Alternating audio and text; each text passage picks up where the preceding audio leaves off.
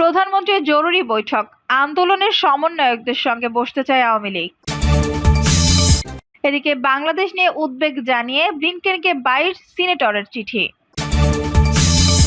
জানাবো, ক্ষমতায় থাকার কৌশল হিসেবে সরকার জামায়াত শিবির নিষিদ্ধ করেছে বলছে সিপিবি। 3 নেতা কি পারবেন সংকট উত্তরণের পথ দেখাতে?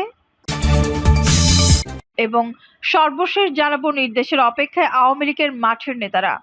দর্শক, শুনছিলেন সংবাদ শিরোনাম, এখন বিস্তারিত। প্রধানমন্ত্রীর জরুরি বৈঠক, আন্দোলনের সমন্বয়কদের সঙ্গে বসতে চায় আওয়ামী লীগ। চলমান আন্দোলনে সাধারণ ছাত্রদের প্রতি যত্নবান ও সহনশীল থাকার নির্দেশনা দিয়েছেন আওয়ামী লীগ সভাপতি প্রধানমন্ত্রী শেখ হাসিনা। একই সঙ্গে কোটা সংস্কার আন্দোলনের সমন্বয়কদের সঙ্গে মত বিনিময় ও সমন্বয় করার জন্য আওয়ামী লীগের পক্ষ থেকে 3 সদস্যের টিম গঠন করে দেওয়া হয়েছে। সূত্র জানিয়েছে, বৈঠকে চলমান কোটা আন্দোলন নিয়েও কথা হয়। এই সময় বলা হয়, আমরা ছাত্রদের দাবির সঙ্গে একমত। ছাত্রদের কোটার দাবি মেনে নেওয়া হয়েছে। হতাহতের ঘটনায় গঠন করে দেওয়া হয়েছে বিচার বিভাগীয় তদন্ত কমিটি। তারপরও তারা আন্দোলন করুক। এই আন্দোলনে তৃতীয় পক্ষ ছাত্রদের ব্যবহার করে সুবিধা আদায় করার চেষ্টা করবে, কিন্তু আমাদের সবাইকে ধৈর্য ধরতে হবে। দলের কেউ যেন ছাত্রদের প্রতি অন্যায় না করে, সেজন্য সতর্ক থাকার নির্দেশ দেন আওয়ামী লীগ সভাপতি। একই সঙ্গে পাড়া মহলে সতর্ক থাকার পরামর্শ দেন তিনি। বাংলাদেশ নিয়ে উদ্বেগ জানিয়ে ব্লিনকেনকে 22 সিনেটরের চিঠি। কোটা সংস্কার আন্দোলন ঘিরে বাংলাদেশে চলমান পরিস্থিতি নিয়ে উদ্বেগ প্রকাশ করে যুক্তরাষ্ট্রের পররাষ্ট্রমন্ত্রী অ্যান্টনি ব্লিনকেনকে চিঠি দিয়েছেন দেশটির পার্লামেন্ট কংগ্রেসের নিম্নকক্ষ হাউস অব রিপ্রেজেন্টেটিভস এবং উচ্চকক্ষ সিনেটরের 22 জন সদস্য। দেশটির মেরিল্যান্ড অঙ্গরাজ্যের সিনেট সদস্য ক্রিস ভ্যান হোলেন এক বিবৃতিতে নিশ্চিত করেছেন এই তথ্য।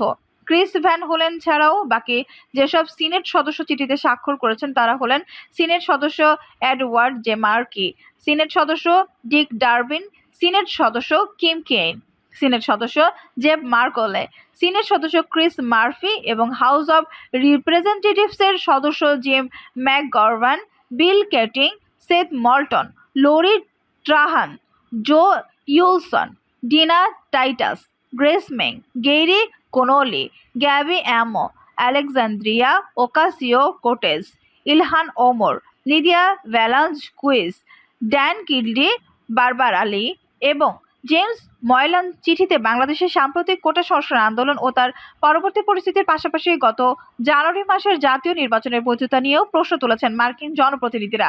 তারা অসন্তোষ প্রকাশ করেছেন এবং বাংলাদেশের শ্রমিকদের দমনপীড়ন এবং সাম্প্রতিক কোটা সংস্কার আন্দোলন দমনে র্যাবকে ব্যবহার করা নিয়েও মানবাধিকার লঙ্ঘনের অভিযোগে বাংলাদেশের আইনশৃঙ্খলা বাহিনীর এই এলিট ফোর্সকে 2017 সালে নিষেধাজ্ঞা দেয় মার্কিন প্রশাসন। সেই নিষেধাজ্ঞা এখনো প্রত্যাহার করা হয়নি। বাংলাদেশ গণতান্ত্রিক প্রক্রিয়া মানবাধিকার পরিস্থিতিকে আরও সুসংহত করতে এই দেশে যুক্তরাষ্ট্রের তৎপরতা দ্বিগুণ করার আহ্বানও জানিয়েছেন তারা। চিঠিতে অ্যান্টনি ব্লিনকেনের উদ্দেশ্যে মার্কিন এই আইন প্রতারণা লেখেন, বাংলাদেশের বর্তমান গণতন্ত্র ও মানবাধিকার পরিস্থিতি নিয়ে গভীর উদ্বেগ নিয়ে আমরা আপনার উদ্দেশ্যে এই চিঠি লিখছি। বাংলাদেশের শিক্ষার্থী আন্দোলনকারী এবং দেশটিতে ক্ষমতাসীন সরকারের মধ্যকার সাম্প্রতিক সংঘাত নিয়ে আমরা উদ্বিগ্ন। কারণ 2024 সালের 7 জানুয়ারি যে নির্বাচনের মাধ্যমে বর্তমান সরকার ক্ষমতায় এসেছে, যুক্তরাষ্ট্র, জাতিসংঘ এবং অন্যান্য পর্যবেক্ষকদের কাছে সেই নির্বাচন ব্যাপকভাবে সমালোচিত এবং প্রশ্নবিদ্ধ। বাংলাদেশের ক্ষমতাসীন সরকার বিভিন্ন পদক্ষেপ দেশটির গণতান্ত্রিক প্রক্রিয়াকে দুর্বল করছে। ত্রুটিপূর্ণ নির্বাচনের মাধ্যমে ক্ষমতাসীন এই সরকার দেশের শ্রমিকদের অনুকূলে নীতি গ্রহণে ব্যর্থ হয়েছে এবং অতি সম্প্রতিকালে সরকারি চাকরিতে প্রচলিত কোটা সংস্কারের দাবিতে শিক্ষার্থীদের আন্দোলন দমন করতে বন্দুক, কাঁদানে গ্যাস ব্যবহার সহ প্রায় 1 সপ্তাহ পুরো দেশে ইন্টারনেট পরিষেবা বন্ধ রাখার ঘটনা ঘটছে। এই আন্দোলনে এই পর্যন্ত অন্তত 170 জন নিহত হয়েছেন, আহত হয়েছেন হাজারেরও বেশি এবং গ্রেপ্তার হয়েছেন হাজার হাজার। আন্দোলন দমনে দাঙ্গা পুলিশের পাশাপাশি এলিট ফোর্স র্যাবেরও ব্যবহার করেছে সরকার, যে বাহিনীকে মানবাধিকার লঙ্ঘনে অভিযোগ নিষেধাজ্ঞা দিয়েছিল। যুক্তরাষ্ট্র সারা দেশে কারফিউ জারি এবং কারফিউর সময় লোকজনকে দেখা মাত্র গুলি নির্দেশও সরকার দিয়েছে বলে আমরা জানতে পেরেছি। যুক্তরাষ্ট্র ও বাংলাদেশের মধ্যকার সম্পর্ক আইনের শাসন, গণতন্ত্রের অগ্রযাত্রা, মানবাধিকার সুরক্ষা প্রভৃতি নীতির উপর পারস্পরিক শ্রদ্ধা ও ভিত্তির উপর প্রতিষ্ঠিত। 1971 সালে স্বাধীনতা অর্জনের পর থেকে যুক্তরাষ্ট্র এবং অন্যান্য আন্তর্জাতিক অংশীদারদের সহযোগিতা ও সমর্থনে দেশটি তার নাগরিকদের জীবনমান উন্নয়নের উল্লেখযোগ্য সাফল্য অর্জন করেছে। গত 50 বছরে বাংলাদেশের যুক্তরাষ্ট্র সম্পর্কে আরও গভীর ঘনিষ্ঠ হয়েছে। যুক্তরাষ্ট্রে বসবাসরত বাংলাদেশি কমিউনিটির আকারও বড় হয়েছে। এই অবস্থায় প্রিয় পররাষ্ট্রমন্ত্রী, আমরা আপনার কাছে এই আহ্বান জানাতে চাই যে বাংলাদেশের গণতন্ত্রের অগ্রযাত্রা এবং মানবাধিকার পরিস্থিতির উন্নয়নের দেশটিতে যুক্তরাষ্ট্রের প্রচেষ্টা দ্বিগুণ করা হোক। বাংলাদেশের পরিস্থিতি দিন দিন উদ্বেগজনক হয়ে উঠছে। ক্ষমতায় থাকার কৌশল হিসেবে সরকার জামায়াত শিবির নিষিদ্ধ করেছে বলছে সিপিবি।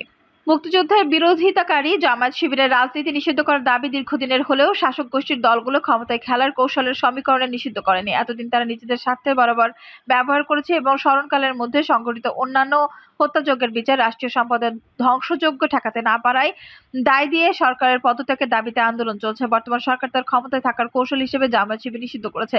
বিবৃতিতে তিনি বলেন, যুদ্ধ অপরাধী হিসেব নয়, সন্ত্রাসী সংগঠন হিসেবে জামায়াত শিবিরকে নিষিদ্ধ করা হয়েছে, যা জনগণের আকাঙ্ক্ষার পরিপন্থী। সংবিধানের 4 মূলনীতি প্রতিষ্ঠার সংগ্রাম অব্যাহত রাখা সহ সরকারের পদত্যাগ সহ শিক্ষার্থী জনতার দাবি আদায়ে চলমান আন্দোলন অব্যাহত রাখতে দেশবাসীর প্রতি আহ্বান জানিয়েছে সিপিবি। 3 নেতা কি পারবেন সংকট উত্তরণের পথ দেখাতে? গত রাতে গণভবনে অনুষ্ঠিত আওয়ামী লীগের অনির্ধারিত বৈঠকে 3 জন নেতাকে সংকট উত্তরণের জন্য শিক্ষার্থীদের সমন্বয়কদের সাথে যোগাযোগ স্থাপন এবং তাদের সাথে সমঝোতার জন্য উদ্যোগ গ্রহণের নির্দেশনা দেওয়া হয়েছে। এই 3 নেতা হলেন আওয়ামী লীগের প্রেসিডিয়াম সদস্য জাহাঙ্গীর কবির নানক, যুগ্ম সাধারণ সম্পাদক মাহবুবুল আলম হানিফ এবং বাহাউদ্দিন নাসিম। এই 3 নেতা কোটা সংস্কার নিয়ে গড়ে ওঠে আন্দোলনে যারা সমন্বয়ক আছে তাদের সাথে কথা বলবে এবং তাদের অনুভূতিগুলো বোঝার চেষ্টা করবে। একই সাথে তাদের দাবিগুলোর ব্যাপারে সরকার কি ধরনের পদক্ষেপ নিচ্ছে সে সম্পর্কে অবহিত করবে এবং সহিংস আন্দোলন থেকে সমঝোতার পথে সংকট নিরসনের পথ খুঁজে বের করবে। এই 3 নেতা গতরাতে দায়িত্ব পাওয়ার পর আজ সকালে 14 দলের সঙ্গে বৈঠকে মিলিত হয়েছিলেন। 14 দলের নেতারাও তাদের কিছু পরামর্শ দিয়েছেন। বিভিন্ন দায়িত্বশীল সূত্র বলছে যে জাহাঙ্গীর কবির নানকের নেতৃত্বে 3 সদস্যের এই আওয়ামী লীগের কমিটি ইতিমধ্যেই সমন্বয়কদের সঙ্গে যোগাযোগ করার চেষ্টা করছে। এই উদ্যোগকে অনেকে ইতিবাচক বলে ভাবছে। বিশেষ করে সংকট নিরসনের প্রথম দফায় যে 3 মন্ত্রীকে দায়িত্ব দেওয়া হয়েছিল তারা রাজনৈতিকভাবে অনভিজ্ঞ এবং শিক্ষার্থীদের সঙ্গে তাদের সম্পৃক্ততার সংকট দেখা দিয়েছিল। আইনমন্ত্রী আনিসুল হকের নেতৃত্বে শিক্ষামন্ত্রী এবং তথ্য প্রতিমন্ত্রীর নেতৃত্বে এই কমিটি প্রথম বৈঠক ছাড়া কার্যকর কিছুই করতে পারেনি। এর মধ্যে সমঝোতার উদ্যোগকে অন্য পথে নিয়ে যান ডিবির সদস্য বিদায়ী প্রধান হারুন। তিনি 6 জন সমন্বয়কে উঠিয়ে নিয়ে যান ডিবি অফিসে এবং সেখানে তাদেরকে খাইয়ে সেই খাবার দৃশ্যের ভিডিও করে তা গণমাধ্যমে ছেড়ে দেন। এর ফলে পরিস্থিতি জটিল হয়ে যায় এবং তাদেরকে দিয়ে যে বিবৃতি দেওয়া হয়েছিল সেই বিবৃতি গ্রহণযোগ্যতা নিয়ে তখনই প্রশ্ন উঠেছে। তখন ডিবি হেফাজত থেকে বেরিয়ে সমন্বয়কারীরা বলেছেন যে জোর করে তাদের কাছ থেকে ওই বিবৃতি আদায় করা হয়েছিল। এটির কোনো বাস্তব ভিত্তি নেই। এই উদ্যোগটি একটি ভুল উদ্যোগ ছিল। অবশেষে সরকার এই সংকটের রাজনৈতিক সমাধানের পথে হাঁটছে। এটিকে শুভ বুদ্ধির লক্ষণ বলে অনেকে মনে করছেন। কোন রাজনৈতিক বিশ্লেষক বলছেন বহু আগে এই ধরনের উদ্যোগ গ্রহণ করা উচিত ছিল। এই ধরনের উদ্যোগ আগে গ্রহণ করলে সংকট এত জটিল হতো না।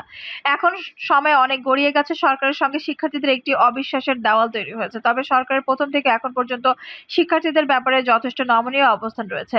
কিন্তু সব কোটা সংস্কার আন্দোলনের ভিতর যে জামায়াত শিবির পাশাপাশি অন্যান্য সহিংস গোষ্ঠীরা ঢুকে গেছে তাদের সাথে সাধারণ শিক্ষার্থীদের আলাদা করতে পারছে না। এজন্য প্রয়োজন ছিল রাজনৈতিক উদ্যোগ। এখন এই 3 নেতা যদি সমন্বয়কারীদের সঙ্গে কথা বলে পরিস্থিতি নিয়ন্ত্রণের জন্য কার্যকর উদ্যোগ গ্রহণ করলে তাহলে পরিস্থিতির উন্নতি হতে পারে বলে অনেকে মনে করছেন। তবে সেক্ষেত্রে সর্বপ্রথম যেটি করতে হবে তা হলো বিশ্বাস স্থাপন করা। শিক্ষার্থীরা এখন সরকারকে বিশ্বাস করতে পারছে না। এছাড়া সরকার আন্দোলন দমানোর জন্য নানা কলকৌশল অবলম্বন করছে এমনটি তারা মনে করছেন। এই বাস্তবতায় প্রথম কাজ হবে শিক্ষার্থীদের আস্থা অর্জন। আর সেক্ষেত্রে 8 দফা দাবি কিছু অগ্রগতি দেখাতে হবে। যেমন প্রথমত যে সমস্ত শিক্ষার্থী আটক আছে তাদের অবিলম্বে মুক্তির উদ্যোগ নিতে হবে। এই মামলাগুলো প্রত্যাহার করতে হবে। দ্বিতীয়ত শিক্ষা প্রতিষ্ঠানগুলো খুলে দেওয়ার ক্ষেত্রে উদ্যোগ গ্রহণ করতে হবে। তৃতীয়ত যে সমস্ত ব্যক্তিদেরকে শিক্ষার্থীরা দায়ী করছে তাদেরকে দায়িত্ব থেকে সরিয়ে দিতে হবে এবং একটি আলোচনা পরিবেশ উন্মুক্ত করতে হবে। আর এটি যদি করা যায় তাহলে সংকট নিরসনের ক্ষীণ আশার আলো দেখা যেতে পারে বলে অনেকে মনে করছেন। নির্দেশের অপেক্ষায় আওয়ামী লীগের মাঠে নেতারা নামার এখনই সময়। মাঠের নেতারা অপেক্ষা করছেন, তারা নির্দেশের অপেক্ষায় রয়েছেন, কিন্তু সেই নির্দেশনা এখনো পর্যন্ত তারা পাচ্ছেন না। 2 দিন আগে আওয়ামী লীগের প্রাক্তন ছাত্রলীগ নেতাদেরকে ডাকা হয়েছিল বঙ্গবন্ধু এভিনিউতে। সেই সভা পণ্ড হয়ে গেছে। আওয়ামী লীগের সাধারণ সম্পাদক ওবায়দুল কাদেরকে প্রাক্তন ছাত্রলীগের নেতারা ভুয়া ধ্বনি দিয়ে বিব্রত করেন। এরপর মাঠে নেতাদেরকে সক্রিয় করার জন্য কোনো উদ্যোগ লক্ষ্য করা যাচ্ছে না। জুলাই তাণ্ডবে সারা দেশে আওয়ামী লীগের হতশ্রী অবস্থা ফুটে উঠেছে। এর মধ্যে সাংগঠনিক শক্তি জোরদার করা, নেতাকর্মীদের মনোবল চাঙ্গা করাটাই অত্যন্ত জরুরি কাজ। এই কথা স্বীকার করেছেন আওয়ামী লীগের সর্বস্তরের নেতাকর্মীরা। আর এজন্য যারা ত্যাগী, পরীক্ষিত ও রাজপথে আন্দোলন করার অভিজ্ঞতা সম্পন্ন তাদেরকে সামনে আনার তাগিদ অনুভব করছে তৃণমূলের নেতাকর্মীরা। কিন্তু এখনো পর্যন্ত সেই সমস্ত নেতারা মাঠে নামতে পারেননি। তারা নির্দেশের অপেক্ষায় রয়েছেন। আওয়ামী লীগের যারা যুগ্ম সাধারণ সম্পাদক রয়েছেন তাদের মধ্যে বাহাউদ্দিন নাসিম, মাহবুবুল আলম হানিফের স্বচ্ছ ইমেজ রয়েছে।